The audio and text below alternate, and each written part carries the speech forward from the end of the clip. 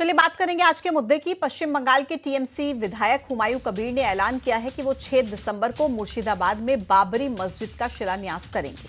तृणमूल कांग्रेस के विधायक हुमायूं कबीर के इस ऐलान के बाद देश की राजनीति गर्मा गई है। इसको लेकर भाजपा ने टीएमसी पर चुनावी लाभ के लिए सांप्रदायिक तनाव भड़काने का आरोप लगाया है। और अब इसी बयान पर मध्य प्रदेश से बीजेपी के नेता और पूर्व मुख्यमंत्री उमा भारती ने करारा हमला बोला। हुमायूं की हसरत पर उमा भारती ने दो टूक जवाब दिया है।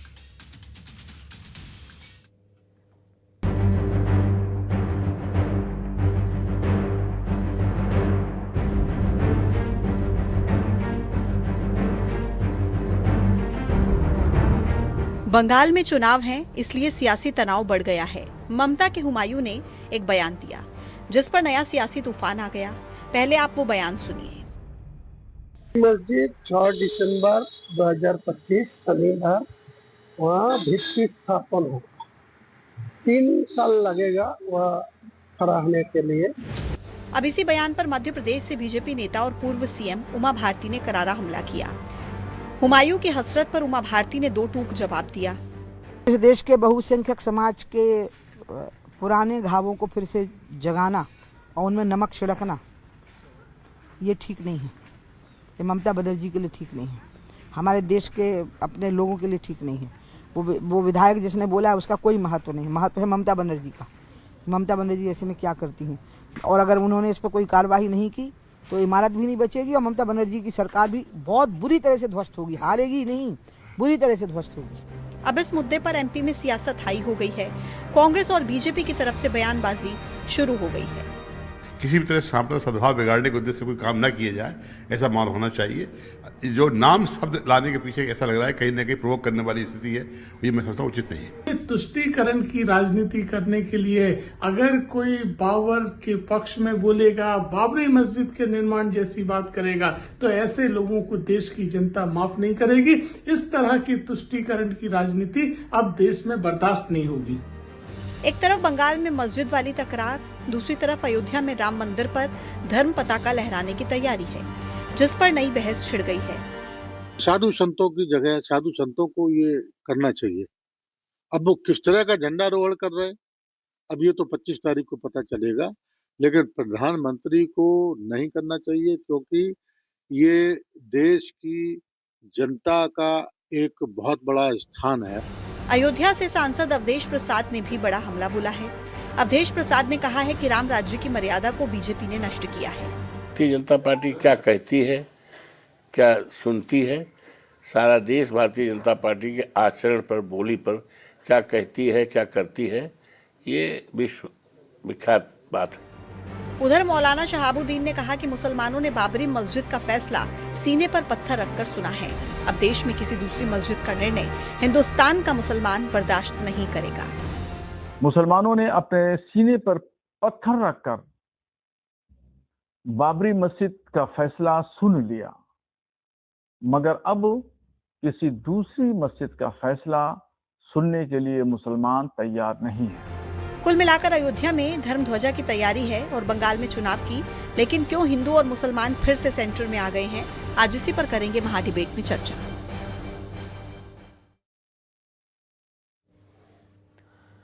तो एक तरफ राम मंदिर में ध्वजारोहण का कार्यक्रम होने जा रहा है, दूसरी तरफ बंगाल में चुनाव से पहले एक नई बहस छिड़ गई है।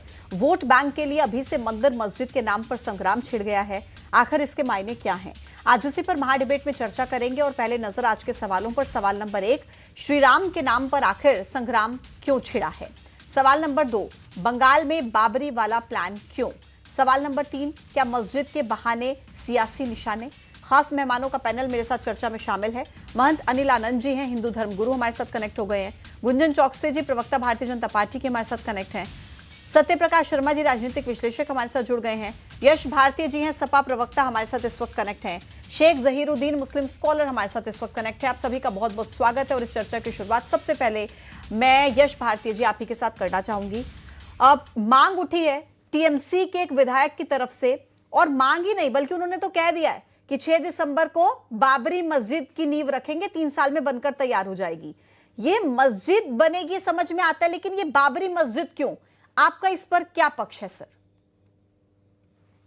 देखिए, पक्ष बड़ा स्पष्ट है। टीएमसी के एक नेता ने यह बात कही है। बेहतर होता कि आप टीएमसी का पक्ष जानते, वो उस प्रदेश के बारे में कहते और उनकी अपनी योजना बताते हुए। जो निर्माण कर रहा है अगर वो चर्चा में नहीं है तो उसकी योजनाओं की बातें अधूरी हैं। ना आपको पता है ना मुझको पता है कि वहां वास्तु स्थिति क्या बन रही है, किस तरीके की बन रही है। लेकिन उस पर जो प्रतिक्रिया उमा भारती जी ने ट्वीट करके की है वो बड़ी अशोभनीय है।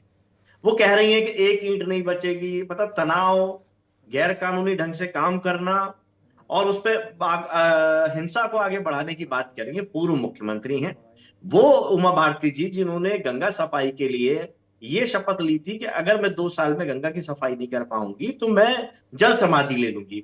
वो उमा भारती जी जब बाबरी विध्वंस की बात आई और जांच आयोग के सामने की बात आई तो मुकर नहीं, उन्होंने कोई बात नहीं करी। ना भारतीय जनता पार्टी का नेता, ना आरएसएस, ना वीएचपी, किसी नेता ने स्वीकार नहीं किया कि बाबरी विध्वंस में, बाबरी मस्जिद के ढहाने में उनका कोई योगदान था। सब भाग गए और आज बड़ी बड़ी बातें कर रहे हैं। तो ये केवल तनाव बढ़ाने के लिए जो बातें हो रही हैं देश के अंदर, भारतीय जनता पार्टी की केंद्र में सरकार है, अधिकतर राज्यों में सरकार है, इस तरीके से तनाव बना करके केवल देश को यश बर्बादी भारती की जी, तरफ हम ले। मैंने आपसे जो टीएमसी के सांसद विधायक की तरफ से जो कहा गया उसको लेकर सवाल पूछा। आपने कहा कि उनसे उनकी राय पता होती, पूछते तो ज्यादा बेहतर होता। लेकिन आपसे मैंने उमा भारती को लेकर कोई सवाल ही नहीं किया। आपने उनकी राय बता दी, वो आपने स्पष्ट कर दिया। लेकिन समाजवादी पार्टी की राय आप नहीं बता पाए। क्या बाबरी मस्जिद को लेकर जो कहा जा रहा है, सुनिए ना सर, टीएमसी के विधायक की तरफ से जो कहा जा रहा है, बंगाल चुनाव से पहले और कल का दिन जब आप जानते हैं कि ध्वजारोहण होने वाला है राम मंदिर में, उससे पहले जब इस तरीके का बयान दिया जा रहा है, तो क्या आपको लगता है कि यह बयान ठीक है? मैं सबसे पहला सवाल तो आपसे यही था सर। पूजा जी, अगर हम अयोध्या के संदर्भ में बात कर रहे हैं तो अयोध्या में जो जमीन घोटाला हुआ, जो प्रभु राम के नाम पे जो चंदे का घोटाला हुआ, जो वहां के स्थानीय लोगों को विस्थापित ठीक ढंग से नहीं किया, जो व्यापार था, जो नागरिक थे वहां के, जिनको ध्वस्त कर दिया गया है, जो वहां लोकल के लोग परेशान हैं, वो सब चीजें, और बाहरी लोगों ने जिस तरीके से जमीन खरीद की है, वो सब चीजें हैं। ये जमीन का घोटाला, भ्रष्टाचार, प्रभु राम के नाम पे हर तरीके का घोटाला, चाहे वो स्ट्रीट लाइट लगाई हो, रेलवे स्टेशन हो, हवाई अड्डा हो, सब बर्बाद किया गया है केवल। और उसी का परिणाम है कि जनता ने स्वीकार नहीं किया भारतीय जनता पार्टी को, प्रभु राम ने आशीर्वाद नहीं दिया। अब ये प्रभु राम के नाम पे जो हमारे धार्मिक लोगों की व्यवस्था है, धर्मगुरु हमारी व्यवस्था करते बेहतर रहता है। ये राजनीति करना चाहते हैं भारतीय जनता पार्टी को। हमारे अभी अनिलानंद जी बैठे हुए हैं, वो अगर जाए अयोध्या तो हमें अच्छा लगेगा। धार्मिक कामों में उनका हस्तक्षेप ज्यादा होना चाहिए। राजनीति तो एकदम क्लियर पता चल रही है यश भारती जी। मैं तीसरी बार आपसे सवाल पूछ रही हूँ, लेकिन फिर भी आप नहीं बोल पाए। हुमायूं कबीर ने जो कहा, आप उसको लेकर अपना कोई बात, अपना कोई पक्ष आप नहीं रख पाए। मैंने बड़ा स्पष्ट कहा, क्या कहा? बड़ा स्पष्ट कहा, मैं फिर कह देता हूं। उनका बयान ठीक है क्या? मुझे बताइए। मैं फिर कह देता हूं, जो उन्होंने कहा उस बात को लेकर के आप टीएमसी की प्रतिक्रिया लीजिए। नहीं, आपको क्या लगता है सर, बाबरी मस्जिद बननी चाहिए? मैं ये पूछ रही हूँ आपसे, सीधे पूछ रही हूँ। मुझे ये लगता है जो प्रतिक्रिया भारतीय जनता पार्टी के लोग दे रहे हैं, जो सत्ता में है, सरकार में है, वो केवल हिंसा बढ़ाने वाली दे रहे हैं, तनाव बढ़ाने वाली दे रहे हैं, ना कि नियम कायदे की बात कर रहे हैं। समझ में आ गया, जनता देख रही है। आप सिर्फ भारतीय जनता पार्टी एक पक्ष की आप बात रख रहे हैं, दूसरा पक्ष में आपसे बार-बार जानना चाह रहे हैं, आप नहीं बोलेंगे। ठीक है सर, चलिए ठीक है, खैर छोड़िए, कोई बात नहीं। मैं गुंजन चौकसे जी के पास जाती हूँ और अन्य मेहमान भी इंतजार कर रहे हैं। गुंजन जी, उमा भारती की तरफ से जो एक्स पर पोस्ट करके कहा गया है, उन्होंने कहा कि आप इबादत के नाम पर आप मस्जिद बनाइए, कोई दिक्कत नहीं है, लेकिन बाबरी मस्जिद बर्दाश्त नहीं की जाएगी। 6 दिसंबर की वो याद दिला देती हैं, जो पहले हुआ था वो फिर से हो जाएगा। मतलब क्या है ये गुंजन जी? पूजा जी देखिए, भारत का नाम जब लिया जाता है तो भारत की जो पहचान है, भारत की जो ताकत है, वो इस देश की एकता और अखंडता है। यहाँ के 140 करोड़ देशवासियों की भावना है, उनका साथ है, उनका समर्थन है, उनका सम्मान है। हमारे देश का जब नाम लिया जाता है तो यहाँ के संस्कार, यहाँ की संस्कृति, यहाँ का गौरवशाली इतिहास, यहाँ का धरोहर, इसका नाम लिया जाता है और पूरी दुनिया में लिया जाता है। एक और जहां हमारे देश के प्रधानमंत्री श्री नरेंद्र मोदी जी विकसित राष्ट्र 2047 की संकल्पना कर रहे हैं, उस राह पर आगे बढ़े, तो वहीं दूसरी ओर ये इंडी गठबंधन के नेता क्या कर रहे हैं आज आपने देखा। ये इसी देश की, इसी एकता पर प्रहार कर रहे हैं। ये यही सांप्रदायिक तनाव लाने की कोशिश कर रहे हैं, यही जनता को वो तोड़ने की कोशिश कर रहे हैं। अरे आतंकवादियों का समर्थन करने वाले, घुसपैठियों का समर्थन करने वाले, आतंकवादियों को जी बोलकर संबोधन करने वाले आज फिर वही कर रहे हैं। और बंगाल में मैं सवाल करती हूँ, ममता बनर्जी चुप क्यों है? ये क्या सांप्रदायिक तनाव जैसे बयान क्यों? बाबरी मस्जिद जैसे मामले पर माननीय सुप्रीम कोर्ट ऑफ इंडिया ने एक फैसला सुनाया। उस फैसले को भी अब अवमानना करते हुए इस तरीके के बयान अगर उनके टीएमसी का कोई लीडर दे रहा है तो ये क्या साबित करना चाहते हैं कि ये संवैधानिक संस्थाओं को नहीं मानते, एसआईआर पे सवाल खड़ा करते हैं, ये न्यायालय को नहीं मानते, उनके निर्णय पे सवाल खड़ा करते हैं, ये देश की एकता को नहीं मानते, ये धर्म को नहीं मानते, ये सिर्फ अपने चुनावी फायदे के लिए ये हमारी भावनाओं के साथ खिलवाड़ करने जैसा काम था। ये सांप्रदायिक तनाव, ये हिंदू मुसलमान, ये तुष्टीकरण की राजनीति करने से अब इन्हें शर्म आनी चाहिए। ठीक गुंजन जी, ये ठीक देश है। को तोड़ने आपने का काम बहुत करते अच्छी हैं। बात कही, आपने बहुत अच्छी बात कही कि माननीय कोर्ट का फैसला इस पर आ गया, इतना लंबा आंदोलन चला, कोर्ट ने अपना फैसला सुनाया, जगह मस्जिद के लिए भी दी गई, मंदिर के लिए भी जगह दी गई। लेकिन मैं सिर्फ आपसे ये पूछना चाहती हूं कि ये जब अदालत का मामला है, कहां पर मंदिर बनेगी, मस्जिद बनेगी, ये राजनीतिक या राजनीति या भीड़ तो तय करेगी नहीं कि कहां पर मंदिर बनना है, कहां पर मस्जिद बननी है। तो फिर मैं ये पूछ रही हूं आपसे कि एक ईंट भी नहीं बचेगी, 6 दिसंबर जैसा हाल होगा। इसको क्या दर्शाने की कोशिश की जा रही है? सांप्रदायिक तनाव कौन फैलाना चाहता है गुंजन जी? इस बयान के मायने समझाइए जरा। पूजा जी, तो बड़ा साफ है ना, ये तो बड़ा साफ दिख रहा है कि 6 दिसंबर की तारीख चुनी गई, बाबरी मस्जिद जैसा नाम चुना गया। अरे बाबर कौन थे, इनसे इतिहास पूछिए ना। एक आक्रमणकारी को, एक तनाव फैलाने वाले को, एक हमलावर के नाम पर ये फिर से ये क्या करना चाहते हैं? ये सिर्फ दंगे फैलाना चाहते हैं। जहां एक और पूरा देश आज 25 नवंबर की तारीख है, कल ध्वजारोहण की तैयारी कर रहा है, राम में है, पूरा देश एक साथ राम का नाम ले रहा है, तो वहीं ये हिंदुओं के मन में वहां बंगाल में एक डर पैदा करने की कोशिश कर रहे हैं। लेकिन मैं उन्हें बता दूं कि अब देश का हिंदू एक है, देश का मुसलमान भी एक है, क्योंकि हमारा देश हिंदू मुसलमान में बटा नहीं है। ये नरेंद्र मोदी जी का देश है, ये 140 करोड़ वासियों का देश है। ये धर्म में बांटकर अपनी चुनावी जो रणनीति अपना रहे हैं, ये टोटल फेलियर है। और देखिए ना, ठीक है गुंजन जी, मैं आती हूँ, आपके पास आती हूँ। एक कमेंट ले लेती हूँ पहले। शेख जहीरुद्दीन जी से पूछना चाहूंगी। शेख जहीरुद्दीन जी बताइए। आ रही हूँ गुंजन जी, इंतजार कीजिए, आती हूँ आपके पास, आती हूँ। शेख जहीरुद्दीन जी बताइए जरा, बाबर कौन था? बाबर के नाम पर फिर से बाबरी मस्जिद, इतना लंबा आंदोलन चला, सब कुछ हुआ, कोर्ट ने अपना फैसला सुनाया, सब कुछ कानून के हिसाब से हुआ, फिर ये दोबारा से बाबरी मस्जिद वाला राग अलापना क्यों शुरू कर दिया? क्या आप सोचते हैं इस पर? मैं ये बताना चाहता हूं कि इसमें बुराई क्या है। और सबसे पहले ये बता दूं कि जब माननीय सुप्रीम कोर्ट ने राम मंदिर और बाबरी मस्जिद का फैसला सुनाया तो मस्जिद के लिए 5 एकड़ जमीन दी। तो ये कौन सी मस्जिद बनाने के लिए माननीय सुप्रीम कोर्ट ने जमीन नहीं दी? बाबरी मस्जिद बनाने के लिए दी। और बाबर के नाम से अगर कोई मस्जिद बनाई जाती है तो उसमें किसी को क्यों आपत्ति होना चाहिए? ये बताइए सर, बाबर कौन था? थोड़ा इतिहास बताइए। हाँ, बाबर मैं बता रहा हूँ, बाबर भारत का निवासी था। जब बाबर ने भारत पर हमला किया तो अखंड भारत का अफगानिस्तान हिस्सा था। और बाबर के नाम से ही क्यों इतना मातम किया जाता है? इब्राहिम लोधी के नाम से क्यों मातम नहीं किया जाता? क्योंकि जब बाबर ने भारत पे हमला किया है तो भारत में हुकूमत इब्राहिम लोधी की थी। नहीं तो भारत पर हमला किया है तो भारत में उसके नाम की मस्जिद भी बनाना चाहते हैं, खुद ही कह रहे हैं। तो क्या बुराई है? क्या बुराई है? ये बाबर, सुन लीजिए आप, ये बाबर से नफरत करेंगे। हाँ। और बाबर का तो क्या करें? अपना दामाद बनाएंगे। तो क्या करें? नफरत ना करें तो बनाएंगे। इनकी दोगली पॉलिसी ये कोई अकल में उतरती नहीं है। और बाबर का बाबरी मस्जिद से प्रत्यक्ष कोई रिश्ता नहीं है। बाबरी मस्जिद को बाबर के सिपहसालार मीर बाकी ने बनाया था। बाबर की बात कर रहे हैं जहीरुद्दीन साहब, आप खुद जानते हैं आप क्या बोल रहे हैं। आप एक तरफ कह रहे हैं कि क्यों ना बाबरी मस्जिद, बाबर के नाम पर मस्जिद बनाई जाए, बाबर ने भारत पर हमला किया था, पूरा इतिहास आप खुद लोगों को बता रहे हैं, फिर कह रहे हैं भाई मस्जिद भी बनेगी उसके नाम से। क्यों भाई? अरे अब बाबर भारतीय है, अखंड भारत में उस वक्त अफगानिस्तान भारत का हिस्सा था। आप उसको आक्रमणकारी नहीं बोल सकते। तो हमला किया था तो क्या बोले सर? माननीय सुप्रीम, सुन लीजिए, माननीय सुप्रीम कोर्ट ने अपने जजमेंट में स्पष्ट ये कहा है कि जिस स्थान पर बाबरी मस्जिद थी वहां पर मंदिर के कोई अवशेष नहीं पाए गए। सिर्फ और सिर्फ आस्था के आधार पर माननीय सुप्रीम कोर्ट ने यह फैसला किया है। और माननीय सुप्रीम कोर्ट का फैसला भारत के मुसलमानों ने खामोशी से तस्लीम किया है। और सुप्रीम कोर्ट ने नहीं ही तो सुप्रीम बाबरी कोर्ट ने मस्जिद को बनाने मुर्शिदाबाद के में लिए जगह दी 5 क्या एकड़ जमीन 6 वहां पर दिसंबर दी को है। ऐलान करने के लिए? सर मैं ये जानना चाहती हूँ। 6 दिसंबर भारत के इतिहास में एक ब्लैक डे है और लोकतंत्र की 6 दिसंबर को हत्या की गई थी। इसका तमाशा पूरे विश्व ने देखा है और पूरे विश्व ने इस घटना की निंदा की है।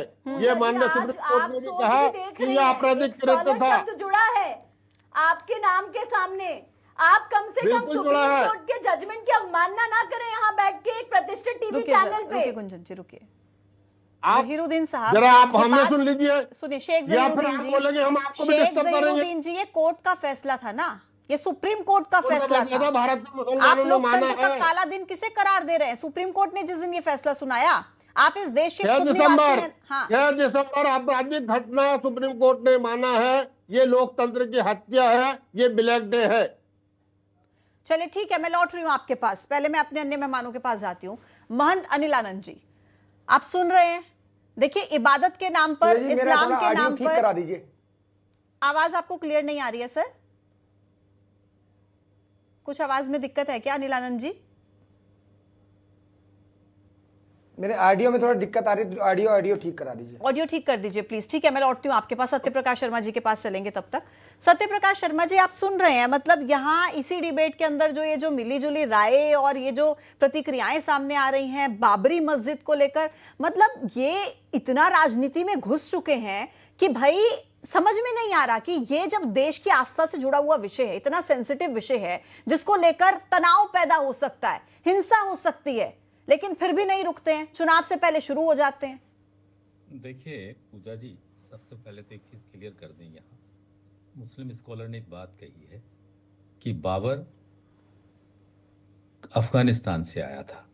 यही गलत है। वो टर्किश था, क्योंकि मुगल्स जो भी थे वो टर्की से थे, आज उज्बेकिस्तान है। तो एक चीज तो वो क्लियर करें अपनी। दूसरा चीज, इस देश के अंदर आज भी स्वतंत्र भारत में अगर काउंट किया जाए, लगभग जो डेटा मिलता है उसके तहत 7 लाख मस्जिद हैं। इसमें कोई दोराह नहीं कि बाबर ने भारत पर आक्रमण किया, राम जन्मभूमि पर कब्जा किया, बलात् कब्जा कर उसको मस्जिद में कन्वर्ट किया। ये मैं नहीं कह रहा हूं, ये रिकॉर्ड कह रहा है। इवन एक इस मुस्लिम स्कॉलर ने ही इस बात को क्लियर किया है कि वहां पर राम मंदिर था।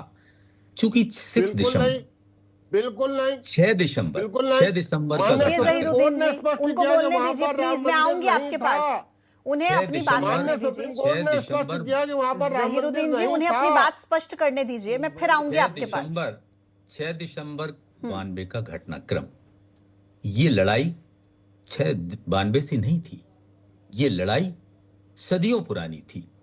लेकिन सुप्रीम कोर्ट का लाख लाख शुक्र है कि हिंदू मुस्लिम एकता बनाए रखते हुए डिसीजन आया, देश के लोगों ने उसको एक्सेप्ट किया। लेकिन जब वही चीज, वही दिन, वही नाम, जिसने कहीं ना कहीं देश पर आक्रमणकारी तो था वो कि नहीं, ये तो स्पष्ट है। ऐसे में कोई पॉलिटिकल पार्टी का लेजिस्लेटर ये बात कहता है कि उसी दिन उस नाम से उस जगह फलानी जगह ये मस्जिद बनाई जाएगी, वो मस्जिद कहते तो पॉलिटिकल कोई स्टॉर्म नहीं आता। लेकिन चुनाव से पहले मुर्शिदाबाद, जो डिस्ट्रिक्ट को बिलोंग करता, जिस कॉन्स्टिट्यूंसी से वो एमएलए हैं, वो 70% मुस्लिम पॉपुलेशन वाला डिस्ट्रिक्ट है। बिल्कुल। और यहाँ ये डोमिनेंट रखता है ये कम्युनिटी। हो सकता है पॉलिटिकल किसी रीजन से उन्होंने ये स्टेटमेंट दिया, हालांकि उन्होंने तो उसको 6 एकड़ में बनाने का कहा, 125 करोड़ रुपए लगाकर बनाने का। उन्होंने ये भी कहा है कि चाहे उसमें टीएमसी सुप्रीमो ममता बनर्जी आए या उनके भतीजे आए ना आए, मुझे उससे कोई मतलब नहीं, मेरा तो ये कार्यक्रम शेड्यूल्ड है। लेकिन पॉलिटिकल मीनिंग इसका सबसे साफ जाहिर है कि वो कहीं ना कहीं वोट को पोलराइज करने की तरफ ये स्टेप ले रहे हैं। लेकिन ये देश के लिए बड़ा खतरा है कि जब हम याद करें बाबरी मस्जिद ढांचे का जब जो जिक्र आता है उस दिन का, उसने देश में अशांति पैदा कर दी थी। ऐसे में उमा भारती वो की फिगर जो कहीं ना कहीं उस घटनाक्रम की मुख्य आरोपी भी रही हैं, हालांकि उनको अब उसमें से दूर कर दिया गया है।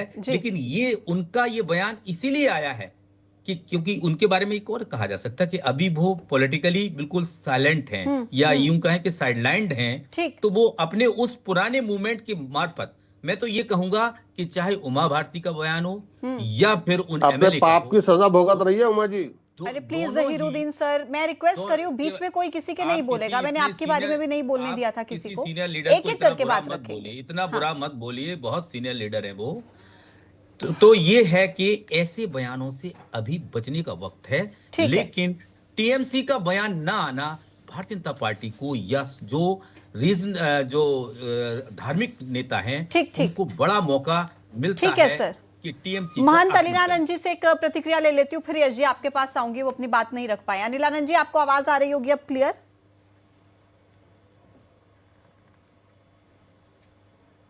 जी एकदम क्लियर तो नहीं है, लेकिन मैं ये कहना चाहूंगा कि ये बाबर का देश नहीं है, ये राम और कृष्ण का देश है। इन लोगों को ये ध्यान रखना चाहिए कि 1992 वाली फिर से उसी दशा को ये लोग दोहराना चाहते हैं।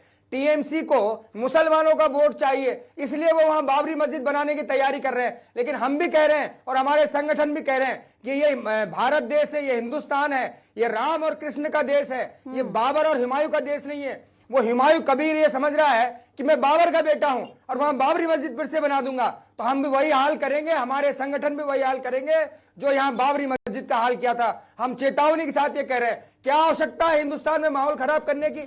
या भोले भाले मुसलमान अच्छे ढंग से रह रहे हैं, आपको अगर बाबरी मस्जिद बनाना है तो आप जाके पाकिस्तान में बनाइए, बांग्लादेश में बनाइए। लेकिन हिम्मत है तो आपको नहीं लगता कि हिंदुस्तान में सबको अपनी चक्की पीसना है? इस तरीके की चेतावनियों से भी कहीं ना कहीं माहौल तो खराब होता है ना अनिलानंद जी? कबीर को ये चेतावनी देना चाहता हूँ कि इस प्रकार के जो तुम बयान दे रहे हो, ये तुम्हारे मुसलमान भाइयों के लिए बहुत घातक साबित हो सकता है। अनिलानंद जी, आपको मेरी आवाज नहीं मिल रही है शायद, और तुम लोग चाहते नहीं हो कि इस प्रकार से अमन और चैन से रहा जाए। फिर से बाबरी मस्जिद बनाने की तैयारी कर रहे हो। चलिए ठीक है, अनिलानंद जी को मेरी आवाज नहीं मिल रही है, कोई बात नहीं। लेकिन सर, इस तरीके की चेतावनी और शब्दों से भी मुझे लगता है कि माहौल तो तनाव का ही होता है ना। यश जी काफी देर से कुछ कहना चाह रहे हैं। जी देखिए, मसला यही है, मैं ये जानना चाहता हूं कि जो अगर आप बाबरी मस्जिद का और राम मंदिर की बात करते हैं, अयोध्या आंदोलन की बात करते हैं, 6 दिसंबर की हम तारीख को याद करते हैं, तो 6 दिसंबर की तारीख को हिंदुस्तान में रहने वाला कोई भी व्यक्ति अच्छा नहीं मानेगा। जिस तरीके से पूरे देश के अंदर तनाव हुआ, जिस तरीके से भाईचारा खंड खंड हुआ, कोई भी भारत को पसंद करने वाला भारतीय कम से कम पसंद नहीं करेगा। वो सबके लिए अशोभनीय दिन है। भारतीय जनता पार्टी की सरकारें बर्खास्त हुई, सजा हुई भारतीय जनता पार्टी के लोगों को, और भारतीय जनता पार्टी के लोगों को जब जांच की बात आई तो कोई जांच में आगे नहीं आया। आज बड़बोलेपन से जो मर्जी कह दें, लेकिन जांच आयोग के सामने जब बात आई, लेकिन कुल मिलाकर ये बात यह है उस तरीके से तनाव की बातें नहीं करनी चाहिए। चर्चा मैं काफी देर से, मैंने शुरुआत भी आप ही से की थी सर, मेरे पास समय की कमी, मैंने शुरुआत भी आप ही से की थी, लेकिन आपको मैंने दूसरी बार मौका दिया क्योंकि समय कम है, मैं किसी और को मौका भी दे नहीं पा रही हूं। लेकिन मैं चाहती थी कि आप एक बार जो ये बाबरी मस्जिद वाला बात कही है ना हुमायूं कबीर ने, इस पर कुछ आप कहें, लेकिन आप कह नहीं पाए सर। माफी के साथ मैं आप सभी को रोकना चाहूंगी। आप सभी मेहमानों का बहुत बहुत शुक्रिया मेरे साथ इस चर्चा में शामिल होने के लिए। महाडिबेट में इतना ही, छोटे से ब्रेक का वक्त है, देखते रहिए न्यूज़ 18। नमस्कार।